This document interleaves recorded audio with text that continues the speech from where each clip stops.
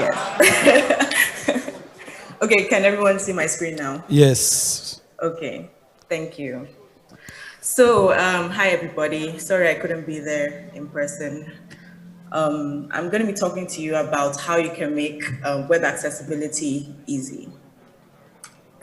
So, just brief introduction.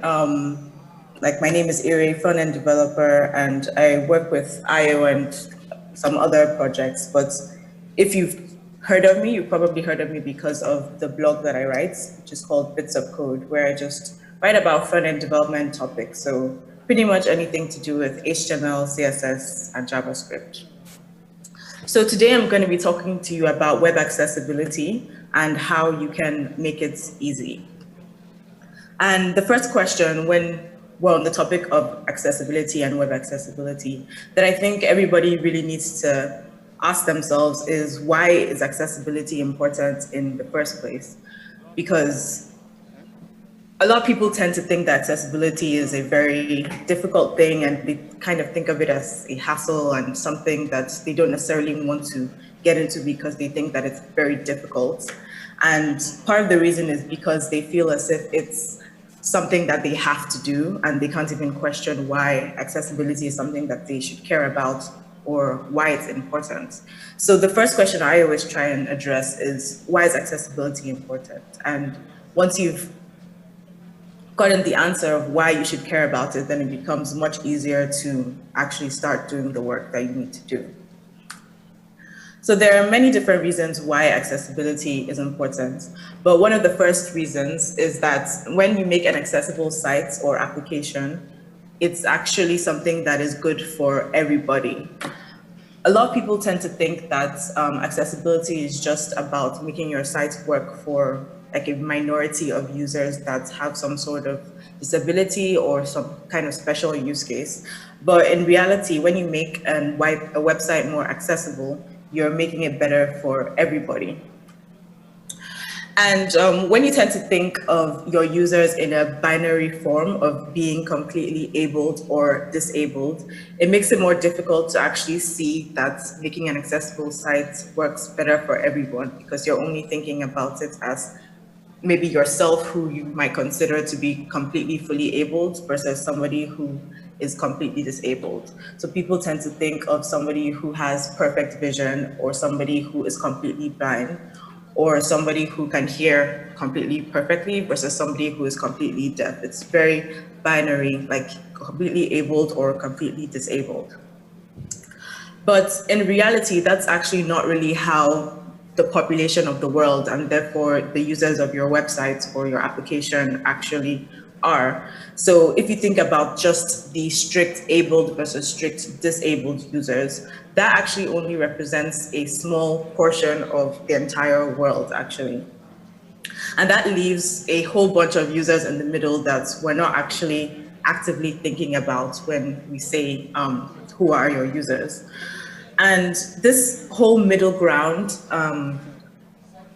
falls into one of these two categories that we call temporary or situational disabilities. So temporary or situational disabilities.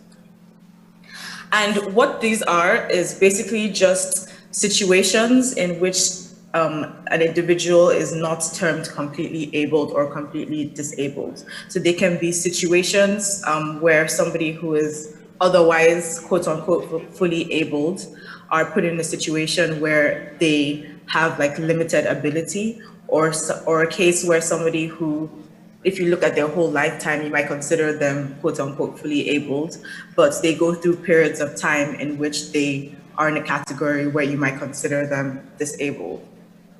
So if we take this example, which is vision, if you think about abled and disabled, you might just consider someone who can see perfectly or somebody who is completely blind. But in reality, there's a bit of a gray area. So if you think about temporary disabilities, that could be somebody who wears glasses, like myself, for example, and if I'm wearing glasses that aren't my correct prescription, so I can't really see properly, or I don't have my glasses at all, like my vision is really horrible. So if I don't have them, I can't see anything more than like this in front of me. And then you also have situational disabilities, and this is where somebody who otherwise can see relatively normally but is in a particular situation where they are unable to see as well. So a very simple example is just being somewhere at night where there isn't a lot of like lights, so you can't see as well as you usually would. So another example is hearing. When you have abled, you have somebody who can hear probably perfectly, and then disabled, you might consider someone who's completely deaf. But a temporary disabled person might be someone who just has like an infection, an ear infection, for example, and for a period of time aren't able to hear very well out of one of their ears. And then situational disabilities could just be somebody who is wearing headphones. And in that particular case, they can't really hear things around them. So they're essentially functioning as somebody who can't hear that well. So just going back to the graph, you can see that if you are only to think about your users as they can see completely well or they can't see at all, you're missing out on a bunch of situations that your users are probably encountering most of the time, and you're not really making your sites to address all these cases. You're actually addressing just the minority instead of the majority that you were considering that you were doing. So the second reason that accessibility is important is because if you think about it, the web by default is actually very accessible. And I know this kind of seems like it can be a huge shock to some people that by default, the web is actually very accessible, and it's actually us that are writing things that are probably not in like the most optimal way that cause it to be less accessible. So if you think about the most basic websites that you can ever imagine, which is probably just an HTML page, and this is an example, you can actually go and look at the website itself. It's basically just an HTML page.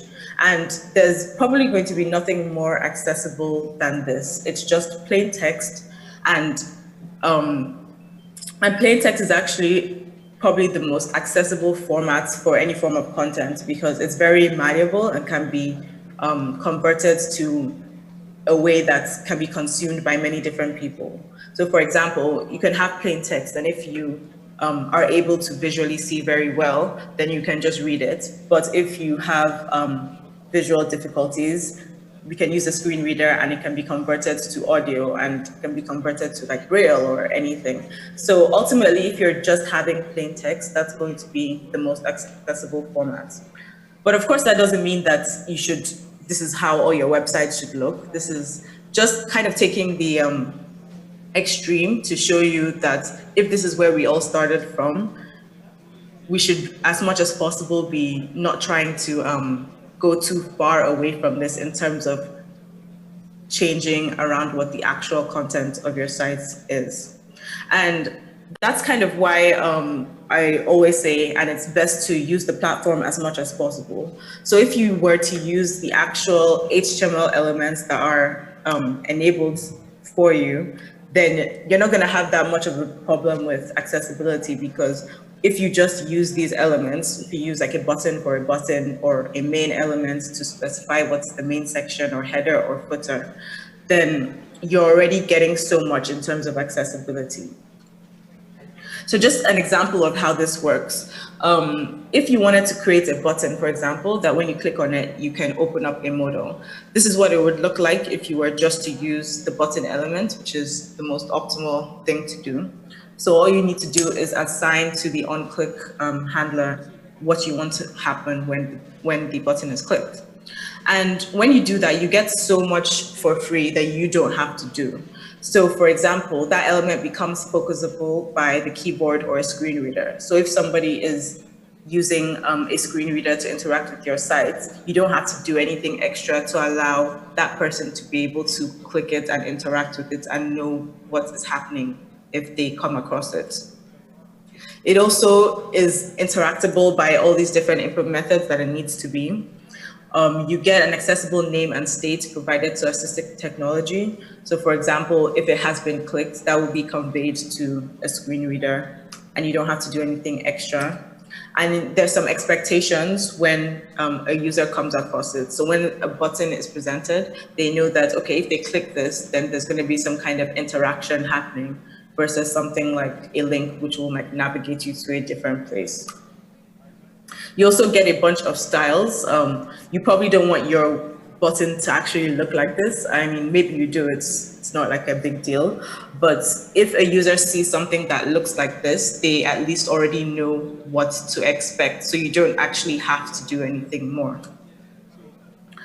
But if you were to go a different route and use a div, there's going to be so much more that you're going to have to do. So if you were to just swap the button with a div, now you have to do a bunch of extra work just to get to the same level that you would have been if you had just used a button. So first of all, you have to add a bunch of new attributes to add all that information that I spoke about before. So you need to make it focusable. You need to let assistive technology know that it's going to be a button. You have to handle both clicks via a mouse and versus like a keyboard. You have to handle all these different things because you need to make sure that it's clickable by the space key and the enter key and all of that. Then you have to style it. So this is what you'll have to do just to get that same baseline button that you would have had if you had just used the button element.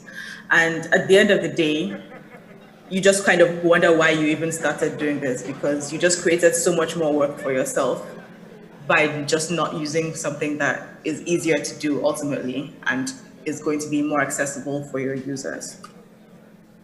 So just to reiterate that HTML by default is accessible, and it's basically our job not to just completely mess that up, because that's kind of our role here. So the final reason that accessibility is important is because the web is actually for everyone. It's the World Wide Web, as we all know. And at the end of the day, we are like front-end engineers, right? And if you were an architect or someone building a staircase such as this, it would be unthinkable to build something like this without having this accessible way for somebody to access this building, right? And although nowadays it's not a necessity, it's not like a rule, it's not a law to make your websites accessible, but we're more or less going towards that at the moment. So we're getting to that stage where your website, like a public building, is a public space and everyone deserves to be able to access it. So we don't have to wait for there to be a law saying that your website must be accessible before you can start doing that. And finally, which is kind of the point of this topic, is that accessibility doesn't actually have to be so hard. And that's kind of what I want to show you here. So as I said before, accessible versus inaccessible websites, there's not a big difference to you between using a button and a div. It's just more about choosing the right things rather than like rebuilding your site in a completely different way. So making something accessible can be as easy as just using a button rather than using a div. So how to get started in accessibility? So we have this document, which is called the Web Content Accessibility Guidelines, and it just outlines all the things that you need to take into account when you want to make a website more accessible. And it's broken down into these 4 categories, which I'm just going to try and go over a bit quickly. So first is perceivable. And this rule is that information and UI components need to be presented in a way that users can perceive. And this goes back to what I was saying about text being the most accessible format for anything. So whenever you have some kind of content on your website that isn't plain text, so for example, an image, the best thing to do is to provide an alternative format of that media in text. So this can be as simple as, for an image, providing an alternative text using the alt tag. Another thing to consider is contrast ratio. And I think this was spoken about in one of the earlier talks. There needs to be there's a specific contrast ratio that you should have. I think it's like 4.4 to 1 or something like that. I'm not even 100% sure. But you can use tools like this website, to just make sure that the color of your text versus the background is up to that minimum amount, so that if someone isn't able to look at text on background with very low contrast, they'll still be able to read it. So the next thing is operable, and that's that UI components and navigation need to be operable. And this is about making your sites accessible to people using different kind of input methods. So this is an example of how you can navigate my site if you're only using the tab. So every element from the menu to the contents to everything is still accessible if you are only using your keyboard and you're not using a mouse. So one way to test this is just to go on your site and start tabbing around to make sure that you can see, to make sure that the keyboard focus doesn't get like trapped somewhere or certain parts aren't accessible. So third, we have understandable, and that's the information and the operation of the user interface needs to be understandable. And one simple thing you can do for this is just specifying the language of your documents in the HTML. So that's one very, very easy thing that you can do. And another thing that's helpful is whenever you have some kind of interaction, so forms, you can just provide more instructions and information to the user so that they're very clear on what's happening at every stage. So if you're having a user create a password, having some instructions on what that password needs to have and all that information. And finally, robust, and that's that content must be robust enough that it can be interpreted reliably by a wide variety of user agents. And this basically just boils down to writing code that is valid. So making sure that, like I said, you have the right doc type and having a language in the HTML and having all the standard pieces of code that need to be in your document. And also things like labeling elements. So if you have an input, making sure that it has an associated label. And all of that seems like a lot, and I'm sure you guys have all been taking notes on everything I've been saying, but you don't actually have to learn everything by heart. You don't even have to read that entire document. You don't even have to read any of it, really, because there are many different tools that you can use to make this easy for you so that you don't have to know the guidelines yourself, but you can just have something go through your website and tell you what you need to fix. And there are many different tools, kind of running out of time, so I'm going to try and just go over the main ones. So Lighthouse is probably the first thing that I would recommend, and it's in Chrome DevTools. So all you have to do is when you're on your page, run an accessibility audit, and it will go look through that page, and it will give you a list of all the things that you're doing right or you're doing wrong. So for example, you can see here that it just has like, it says 8 past audits, and then it just has one thing that it says that I need to fix. So I need to have a proper name for this link element. There are other tools such as this, which is called Pali, and it's a command line tool. And you just need to install it, and then you just run it against your page, and it'll give you a full audit of things, like I said, that you've done right, things that you need to take notice of, and things that are really important. And what I really like about Pali is that it ranks it in different levels. So you can just start with things that are errors, which are things that are critical that you need to fix. And you can kind of work down the more you go. So it's not like you're just presented with a bunch of things and you need to fix absolutely everything. So this is just an example. And yeah, another thing I wanted to mention was inclusive components. So this is a really cool website and /blog in which this guy talks about different components that are available. So he tells you how to create stuff like notifications or cards or data tables in an accessible way. And so you can actually just, if you need a table on your website, for example, you can just go to this website and you can read the article if you want to, but you can also just look at what he eventually built and you can just implement it in a way that's accessible without you having to go and do all the research to determine what is actually going to be more accessible for your site. So he's done a bunch of different things, and you can just go and check that out. So you don't have to write an accessible component yourself. You can just go and copy something that someone else has done and made open source for you. And these are some Chrome extensions. I'm not really going to go over it, but these are just the links, and I'll share my slides so you can look these up and see how they can help. User research is also really important. It can be difficult to find people who, maybe if you want to test how a blind person will use your site, for example, it can be difficult to find somebody to do that. But if you can try and simulate certain things, like if somebody, if you really want to test what it would look like if somebody was unable to see and wants to interact with your site, you can obviously find ways to simulate that as well. And this is a good YouTube video which just goes over how you can do web usability testing.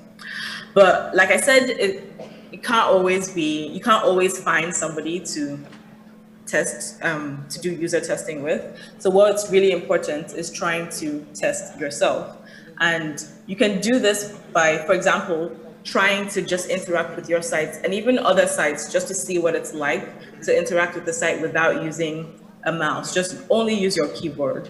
And that's a really eye-opening experience, actually, the first time that you try and do this, because you realize first of all, how many sites are actually really broken if you can't use a mouse, and also things that you might not have thought of and how easy it is to actually fix once you are aware that, oh, if the user is using a tab to navigate through your site, they get stuck in this particular point, and you can just easily fix this by doing X, Y, Z. And another really great thing is to try using a screen reader yourself. So if you have a Mac, I think also if you have a PC or a Windows machine, there are screen readers inbuilt to the machines themselves. So you don't need to go and buy one. You can just enable it and try and test it out and see how it actually works. And yeah, so this is how you enable that with on a Mac. And there's also there are also Chrome extensions. This is a Chrome extension that is a screen reader. So it's a very light screen reader. It's not a full one, but this is also a good way to just get an introduction into how a screen reader would work. So finally, how can you make web accessibility easy? And unfortunately, it's not going to be as easy as just pushing an accessibility button on your computer and everything just magically appears as accessible. But it doesn't have to be hard. And the number one piece of advice I would give is make accessibility a first-class citizen in your process of making your website or your application, and to make it part of everybody's job. So don't think of it as something that you think about at the very end. So you build your whole website and then you decide, okay, now it's time to make it accessible. You need to think about it and have it be ingrained into every part of the process. So from when you're designing the site, or from when you're doing research into how it should be like, to how the API works, to how the front-end developer starts like writing the HTML and so on and so forth. And one really good resource that I liked is accessibility.voxmedia.com, and they just showed how they implement accessibility into all parts of their process. So they have guidelines and checklists for different parts of their organization. So from designers, what do designers need to think about to make the site more accessible? What do the engineers need to think about to make the site more accessible? To the project managers, to the quality assurance people, to even like people writing the content. How does everybody get involved in making the site more accessible? So as I said, accessibility is only going to be difficult if you do it last, if you build your whole site and then decide that you want to make it more accessible. So if you implement it into part of the process, it becomes something that you don't even necessarily need to actively think about. And finally, I just want to leave you with this quote, that accessibility never has to be perfect. It just needs to be a little bit better than it was yesterday. So if all you do is go home and you just add like a lang attributes to your HTML elements, that is still better than doing nothing. You don't have to feel like your site needs to be 100% perfect, 100% accessible in order to think about it, in order to consider yourself someone who is caring about accessibility. So you just need to take small steps, and you'll be doing a lot for everybody. Thank you.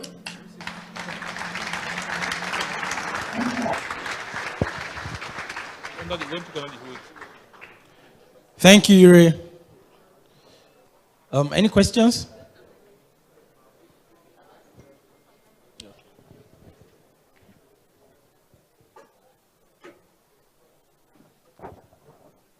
Okay. Hi, Yuri. So, Hi. okay, I guess from the beginning of this conference, I haven't been thinking of accessibility as much as I do now. Now, the next question is, as a developer, I work with designers, and the question that's been on my mind is, and you added that it's a good idea to integrate it into from the beginning of application development and design and development. What testing tools are you aware of that you can recommend that one can integrate into the development process to not only make sure it works once, but for every change your product goes through, something like unit testing or integration testing, something for accessibility testing? Okay, yeah, that's a good question. I didn't actually have time to cover the tool that I usually talk about, but I briefly mentioned Pali, and I spoke of it as a command line tool in which you can just download and then test one site at a time. But they actually have a continuous integration aspect to their tool, so you can actually make it part of your build process, and it's very, very configurable. Actually, you can make it so that your build will fail if you have like X amount of errors, or you can say that you should only test this page, or you should only test these kind of features. So I would definitely recommend Pali as if you want it to be actually integrated into your continuous integration, or make it part of your pipeline, so that if an accessibility error comes up, then that's something that's actually worth stopping your sites from deploying. So Pali, it's A11y.com, but I'm going to share my slides so you can just check that out as well. Okay. Second question.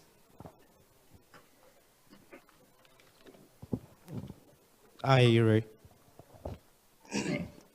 I don't really have a question, but I just want to get your view. When you talk of accessibility, I want to get your view on this. I have a image that says semantic tools that they are good. That we should not use non-semantic tools like div, span, and the rest of them. That we should be very specific, like button. So I want to get your point of view on that. Like, is that accessibility also? Like not using non-semantic tools. Yes, so I spoke about it a bit in the beginning, that if you can use an element that has semantic meaning, so a button, for example, or like a main element or a header, then that's going to always be better than just using a div. And that's not to say that you shouldn't use divs at all. They're good for more presentational things. So if you need to group a bunch of elements in a certain way because you need to target it in a certain way for your CSS, then that's fine. That doesn't negatively impact accessibility. But if, for example, you have a button or you have a header, it doesn't make sense to now use a div when you can use something that will give you a bit extra. So if you use a header, then assistive technology can actually look at that and know what you mean. So to somebody who is using a screen reader, for example, they'll get that information. They'll get that extra bit of information that, okay, yeah, this is the header. So maybe they can even navigate the sites better, because with things like screen readers, you can actually just grab all the headings, for example, and then just navigate the page by going to specific headings. But if you're not using headings, then your user can't do that. They'll have to go through everything on the page to find what they're looking for. But if you have if you're using specific headings and they're nested correctly, then that's so much easier for somebody to navigate that way. And like I said, even a lot of people that don't have visual issues like to use assistive technology that way because it's easier than just scrolling through everything. You can just grab all the headings of the page and then navigate to where you're going to. So then if people are using your sites that way, then it definitely makes sense to use those kind of elements rather than just using a div, because it's even easier, I feel, to write and to look at your code when it's not just div, because you can't even find where things are starting and ending. But if you're having header or footer, it's even easier for you as the developer to write and to read and to understand than just using divs for everything. Hi, Ire. You've been speaking on making a site accessible by users. So you talk about different users, like mostly when you just focus on those who are disabled and those who are not that are not disabled. So my question is really this: like, you said making site accessible is not really a magic thing. So I've been wondering, how is it possible to really design a site or make an app that is really well accessible by someone who can't really see at all? So what are those things you should be considering when designing something like that? That's my question. Wait, so the question is how to make a site accessible for somebody who can't see? Yes, at all. Okay, well, that's basically what I spoke about. I didn't get a chance to show how a screen reader actually works, but if you do have the time, you can try that yourself, because like I mentioned, there's free. If you have like a Mac or a PC, it's free there, or you can download one of these Chrome extensions that does that. But your site can be used by somebody who is blind if they are using something like a screen reader. And the way that works is that it basically just reads what is on the page out loud to them. So it's like somebody sitting there and telling them what is on the page. So it can start in one way or in one aspect of it. It can basically just read everything that's on the page. So if you just have like a blog post, the screen reader can actually just read out all the text that's on the page there. But like I mentioned, it can be much more powerful than that. It can say, if you have links on the page, the person who is interacting with the site can ask the screen reader to find all the links on the page, for example. And so then they can navigate your sites that way, or find all the buttons on the page so then they can navigate the sites that way. But I think the answer to your question is essentially using a screen reader. So if you go and look up how screen readers work, then you can see how that's, but screen readers work for like computers, for phones. People who can't see can still use all this technology because of this assistive technology and screen readers. So I would just say go and look that up. All right, thank you very much, Iri. Thank you for that beautiful presentation. Thank you.